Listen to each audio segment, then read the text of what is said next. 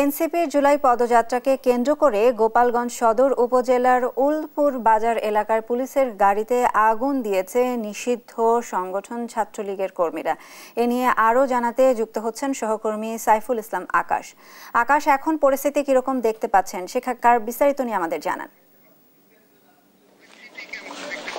সায়না, এই মুহূর্তে আমরা দেখতে পাচ্ছি কিন্তু এই জায়গায় পরিস্থিতি স্বাভাবিক রয়েছে, সেক্ষেত্রে কিন্তু স্থানীয়রা অনেকটা আতঙ্কিত রয়েছে। আপনাকে জানিয়ে রাখি, সকাল 9টার দিকে কিন্তু সদর উপজেলার যেই জায়গাটি রয়েছে উল্লাপুর গ্রাম, সেই জায়গাটিতে কিন্তু পুলিশের একটি পিকআপে অগ্নিকাণ্ডের ঘটনা ঘটিয়েছে দুর্বৃত্তরা। আমার পিছনের চিত্র যদি আপনাকে একটু দেখানোর চেষ্টা করি, সেক্ষেত্রে কিন্তু স্থানীয় সূত্রে এবং পুলিশ সূত্রে আমরা যেটি জানতে পেরেছি, এই এনসিপির যারা কেন্দ্রীয় নেতারা রয়েছে তাদের আগমনকে কেন্দ্র করে কিন্তু গোপালগঞ্জের বিভিন্ন উপজেলায় গ্রামে গঞ্জে কিন্তু পুলিশি টহল চলমান ছিল। সেই টহল চলমান অবস্থায় পুলিশের একটি পিকআপ এই উল্লাপুর গ্রামে চলে আসে। সেক্ষেত্রে কিন্তু এখানে 50 থেকে 60 জন দুর্বৃত্তরা এখানে এসে তাদের উদ্দেশ্য করে ককটেল নিক্ষেপ করে এবং এখানে অগ্নিকাণ্ডের ঘটনা ঘটায়। এক্ষেত্রে কিন্তু আমরা দেখতে পেয়েছি এই জায়গাটি যে অগ্নিকাণ্ডের ঘটনা ঘটে, গাড়ির মধ্যে থাকা যে চাকা এবং যন্ত্র অংশগুলো রয়েছে সব কিন্তু ঝলসে গিয়েছে এবং এই পুলিশের গাড়িতে থাকা প্রায় 5 থেকে 7 জন যারা পুলিশ সদস্য রয়েছে